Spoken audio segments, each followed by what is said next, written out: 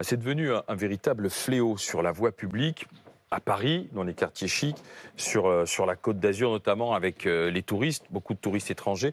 C'est Christophe Napoli qui est sur place pour BFM TV, parce qu'on a cette vidéo filmée de touristes, on l'a largement vu, de touristes, de femmes qui se font agresser violemment et voler leur montre, Christophe. Oui, exactement. Nous nous trouvons dans la rue, justement où cette agression a eu lieu dans la nuit de samedi à dimanche, aux alentours de 3h30 du matin. Et nous venons de nous entretenir avec le gérant de l'hôtel où a eu lieu cette agression. Il a pu nous apporter quelques informations, quelques précisions sur les conditions de cette agression. Il nous a notamment indiqué qu'un des agresseurs était présent en amont dans le hall d'immeuble et a pu donc repérer l'arrivée de ces touristes, ces 3 touristes étrangères. C'est à ce moment-là, effectivement, on le voit sur la vidéo, eh bien, que les 2 autres agresseurs se sont mis à agresser et à violenter ces 3 touristes. Ils ont dérobé des bagues, des sacs à main d'une grande valeur, plusieurs milliers d'euros d'après les estimations. Alors les 3 touristes ont également été toutes les 3 aspergés par un gaz lacrymogène au terme de cette violente agression. Et ces 3 touristes, elles sont donc thaïlandaises. L'une est très connue, elle est influenceuse et très connue en Thaïlande. Alors elle a été très choquée. Ils ont été très choqués par cette agression et elles ont donc ensuite porté plainte au commissariat, ce qui a donné lieu à l'ouverture d'une enquête qui donc a été ouverte par le procureur de la République de Grasse, une enquête confiée au commissariat de la ville de Cannes. Et c'est vrai que ce n'est pas une première ici dans la ville de Cannes où cet été plusieurs vols de montres de valeur sont intervenus, notamment au début du mois d'août.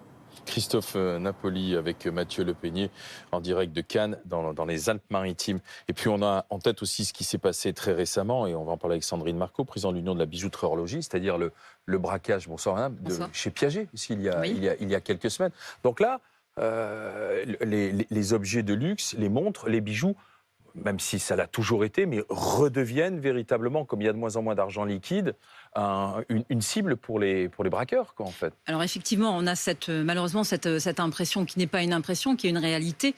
Pour nous d'ailleurs, c'est relativement inquiétant. On voit effectivement depuis quelques mois, voire quelques années, en sortie de Covid, effectivement, une remontée en fait de ce nombre de faits. Mais comment vous l'expliquez ? Effectivement, ce sont des objets de convoitise, vous le disiez. Facilement revendables ? Alors, facilement revendable, oui et non, puisque les taux d'élucidation sont quand même assez élevés en France encore aujourd'hui. On est d'ailleurs toujours surpris que ce genre de faits se produisent. Là, on le voit, il y a quand même une caméra. La vidéosurveillance est quand même très opérante. Mais effectivement, la convoitise est parfois plus forte et les malfaiteurs prennent le risque, effectivement, de ce type d'embraquage, oui. Enfin, du coup, quel conseil vous donnez à vos clients quand ils viennent ? Qu'est-ce que vous dites ?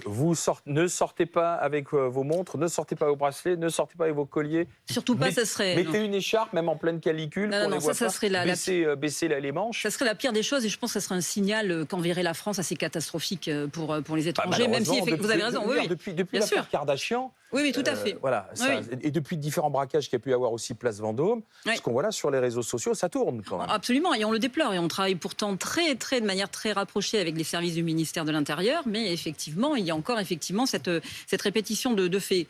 Que conseiller ? Non, en tout cas, pour les montres, il y a vraiment des solutions assez intéressantes en termes de certification, de certificat de montres. C'est-à-dire quand on achète une montre de haute valeur, en fait, montre de luxe, on peut tout de suite enregistrer les caractéristiques sur une plateforme mondiale qui répertorie en fait tous les objets de valeur, donc qui en donne une traçabilité. Si effectivement ils sont volés, ils sont rapidement traçables en fait, c'est-à-dire qu'on sait en cas de recel, si on tente de les revendre, eh bien effectivement en contrôlant sur cette base, on peut savoir s'ils ont été volés ou non. Donc ça pour les montres, c'est quelque chose qui se développe énormément. On peut également avoir des systèmes par la blockchain, ça se développe aussi de plus en plus, ces systèmes de certificats blockchainés qui garantissent au niveau des assureurs, des marques et des utilisateurs une traçabilité. Mais dit rendu, là, ce que l'on voit sur les images, c'est assez terrible parce qu'on a bien compris que ces jeunes femmes ont été suivies. Puis alors, ce sont des jeunes, hein. On le voit, ils sont en short, ils sont tous à visage découvert. Et puis, ils forcent les femmes, ils leur arrachent leur sac, ils leur arrachent leur montre. Regardez, il y en a une qui est coincée là dans l'ascenseur. Et ils savent pertinemment qu'il y a aussi des caméras vidéo. Alors, vos collègues policiers vont On espère rapidement les retrouver, mais enfin, là encore, on revient sur...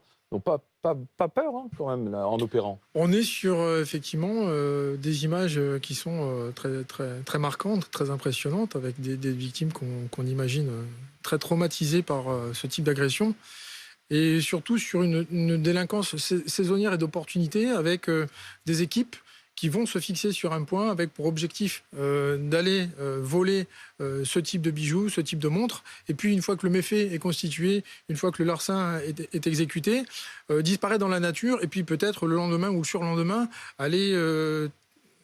agir sur un autre point, sur une autre ville, avec un mode opératoire toujours similaire, avec ce temps de repérage, ce temps d'identification, de suivi des victimes, de manière à pouvoir intervenir, agir dans des conditions où ils savent. C'est-à-dire qu'en fait, quasiment... là, on est à Cannes, ils sont en repérage, pour ceux qui connaissent la ville de Cannes, sur la Croisette, là où il y a les magasins de luxe, ils sont devant les hôtels ou devant les résidences, et puis tard le soir, ou à des moments où on sort du restaurant, où on rentre de boîte de nuit. On est à 3 heures du matin. Hein, ouais. voilà, donc justement, voilà. 3 jeunes femmes sans défense contre 3 hommes. C'est là où la vulnérabilité est la plus grande. Quoi. Exactement. On le voit bien sur les images.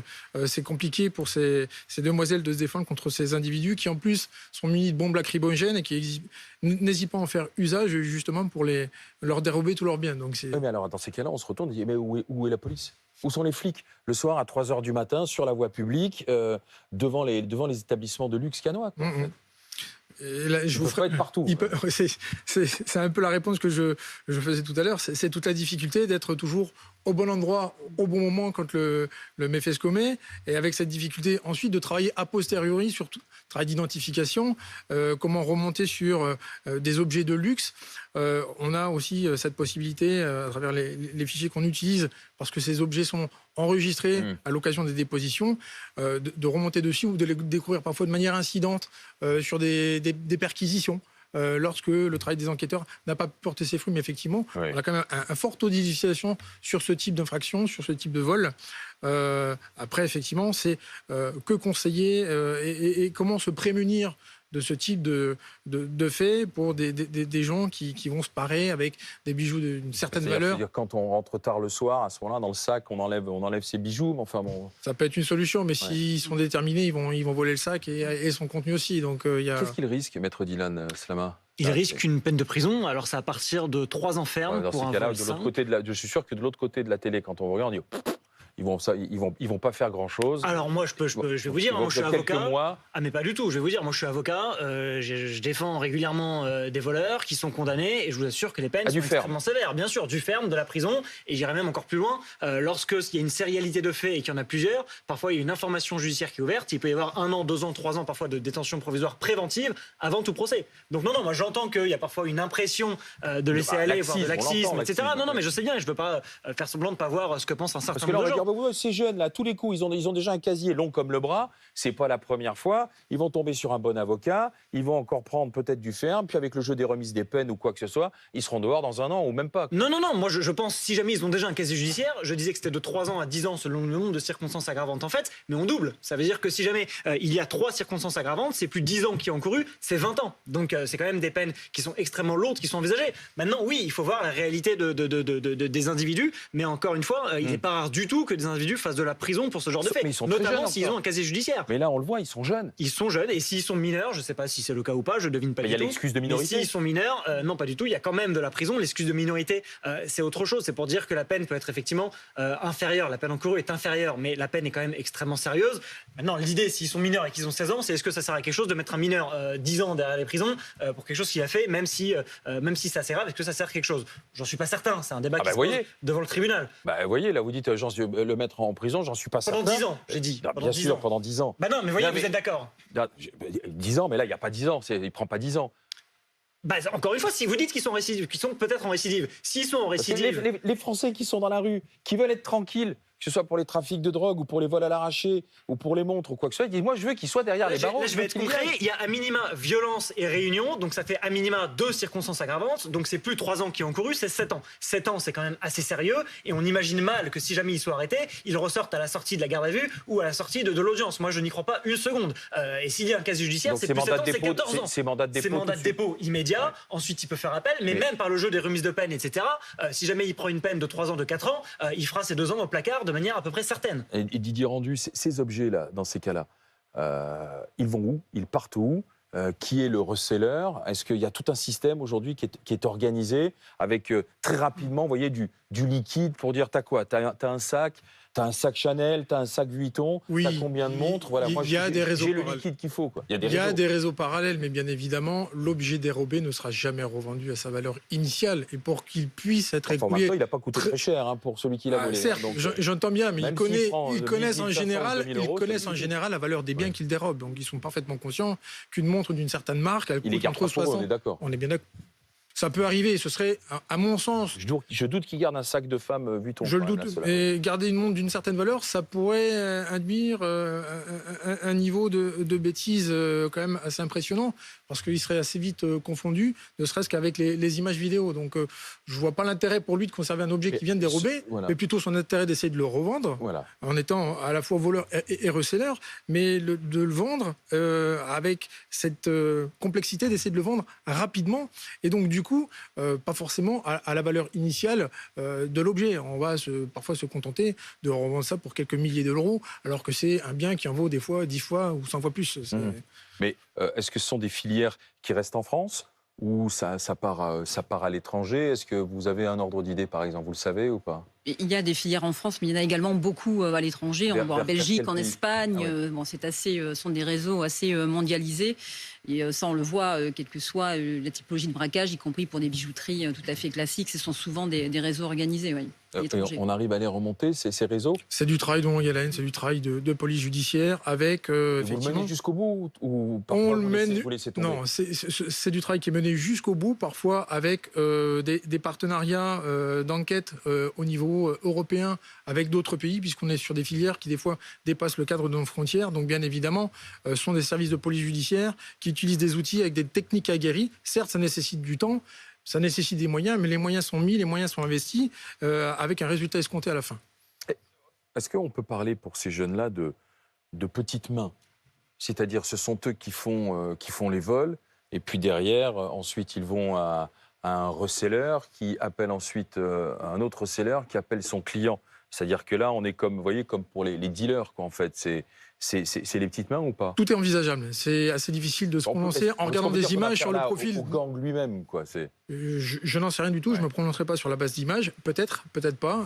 C'est un peu une réponse qui peut ne pas vous satisfaire. Mais simplement en regardant des images, je suis pas en capacité de vous dire. On est face à un gang organisé qui maîtrise le vol, la revente et la récupération du produit de la revente du début de chaîne jusqu'au bout de chaîne. Peut-être qu'on a affaire des petites mains qui font partie d'un réseau hyper structuré et qui vont savoir immédiatement à qui aller s'adresser pour vendre ces produits. Et peut-être que c'est quelque chose, on peut imaginer qu'on soit face à des individus qui, peut-être pour s'aguerrir dans le milieu de la délinquance, vont commencer aussi par ce type de larcin. Et c'est pas... Attendez, ils commencent comment? Qu'est-ce qu'on leur dit? C'est-à-dire qu'il y a un chef de réseau ou quelqu'un qui leur dit, là, vous me faites... Ce soir, faites-moi un braquage de montre ou de... On parlait tout à l'heure de trafic de stupéfiants. Avant d'être le chef d'un point de deal ou d'un réseau organisé, vous avez d'abord commencé en tant que guetteur, puis en tant que revendeur au détail, avant de gravir au fur et à mesure les échelons. Ça fonctionne de la même façon sur ce type de réseau-là, où tout est hyper structuré, si tant est qu'on soit face à un réseau structuré, où effectivement, quand vous avez affaire à des gens qui ont envie de gagner de l'argent facilement, il faut faire ses preuves. Tout simplement. Voilà, on ne vous fait pas confiance comme ça du jour au lendemain parce que vous avez le désir de tomber dans le milieu de la délinquance. Quels sont les faits que vous avez à mettre, j'utilise beaucoup de guillemets, à votre crédit, voilà, pour qu'on puisse vous faire confiance et derrière, peut-être vous faire monter dans l'échelle de la délinquance. Là, il devrait être facilement identifiable quand même, a priori.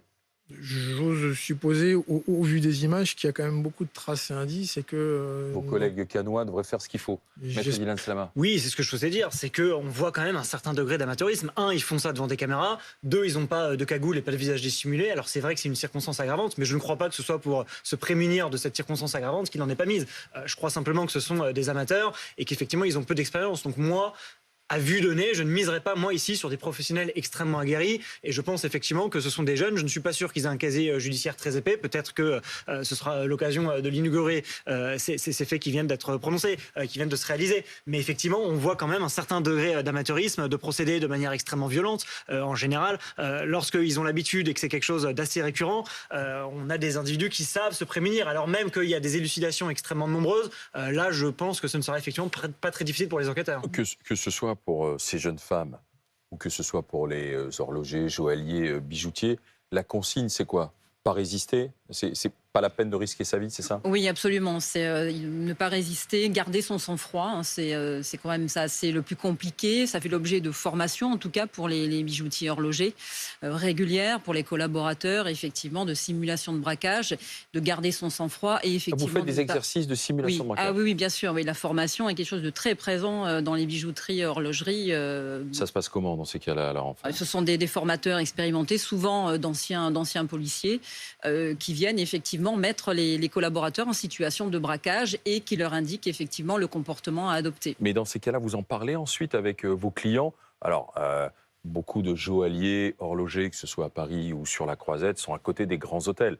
Donc vous les mettez aussi en garde, vous discutez avec eux Ah oui, tout à fait. Nous avons un réseau, nous faisons partie des professions dites exposées en fait, et qui disposent d'ailleurs d'une cellule particulière au niveau du ministère de l'Intérieur. Donc il y a une vraie communication globale au niveau de toutes ces professions. Et effectivement, ces méthodes-là sont travaillées, vraiment globalisées et très largement répandues.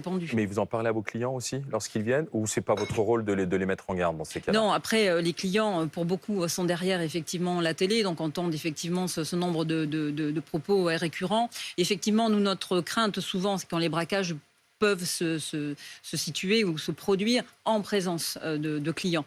Là, un client, lui, n'est pas formé à une situation de braquage. Parce qu'on a en tête toujours ces images, vous voyez, du client qui est dans la joaillerie, oui, à qui on vient présenter sur un plateau en feutrine de très belles montres, de très beaux bijoux. Il les essaye, il paye et puis ensuite il part. Et très heureux d'ailleurs, parce qu'on vient du monde entier à Paris, place Vendôme, de repartir avec le très beau sac avec dessus le nom du joaillier ou de l'horloger. Mais c'est aussi... En soi, on se fait plaisir, mais est-ce qu'on prend un risque en sortant avec ce sac aussi? Alors, si le taxi n'est pas devant ou si votre chauffeur n'est pas devant, quoi. Ça va dépendre des secteurs. Normalement, la majorité du temps, non, on ne prend pas de risque, mais on le voit effectivement par des actes qui se répètent depuis quelques mois. La place Vendôme à Paris, si on prend ces quartiers un petit peu effectivement soumis à ce type d'événements, est quand même très surveillé. Donc ça n'est pas non plus régulier. Ça peut arriver. Effectivement, dans ce cas-là, si on est toujours sur la crainte, on ne fait plus rien. Mais ceci dit, effectivement, il faut quand même être prudent. Et très clairement, moi, j'attends la rentrée pour retravailler très, très sérieusement sur les conditions de sécurisation des bijouteries et des commerces en France. Il faut monter d'un cran, là aussi, sur cette sécurisation ou pas? Il y a différents outils à disposition. Madame Marco en a évoqué certains. Il y en a d'autres. Je pense notamment à l'ADN de marquage synthétique, l'ADN codé, qui peut être utilisé comme on pourrait l'utiliser notamment, et nous, notre syndicat l'avait déjà proposé dans le cadre de manifestations. C'est un marqueur indélébile avec un ADN unique qui n'altère en rien le bijou sur lequel il est posé. Alors ça peut se poser sur un bijou, ça peut se poser sur un tableau. Vous pourriez l'utiliser à titre personnel sur vos effets à vous. Je pourrais l'utiliser sur mon téléphone portable. Le jour où il est volé, je passe cet objet sur une lampe ultraviolet et je vois un code qui apparaît et je sais à qui ça renvoie. Si je découvre l'objet en perquisition, je sais immédiatement le relier à son propriétaire. C'est une des possibilités sur lesquelles, j'imagine, les commerçants ont déjà travaillé, peut-être et réfléchi. Il y en a d'autres. Il y a la formation, effectivement, qu'on peut encore monter d'un cran. Mais il y a une recrudescence, effectivement, aujourd'hui, des vols des articles de luxe, montres, bijoux, colliers et autres, où ça a toujours existé. Et là, aujourd'hui, on parle que de ceux qui sont vraiment très spectaculaires, en fait. Non, ça a toujours existé. Alors, je ne voudrais pas l'affirmer, n'ayant pas de chiffres à vous communiquer, mais effectivement, c'est souvent le butin qui donne cette impression qu'effectivement, on est sur une espèce de répétition et qui fait qu'effectivement, on doit y mettre les moyens, mais les moyens, ils sont consacrés. On a des filières PJ spécialisées sur ce type de faits, avec des brigades notamment au niveau parisien qui connaissent très très bien, notamment les réseaux de revente des produits, donc ils sont très attentifs de voir sur quel secteur les produits peuvent réapparaître, notamment lorsqu'on est sur des butins de grande ampleur, ce qui permet généralement rapidement de remonter sur les auteurs. Merci, messieurs, dames.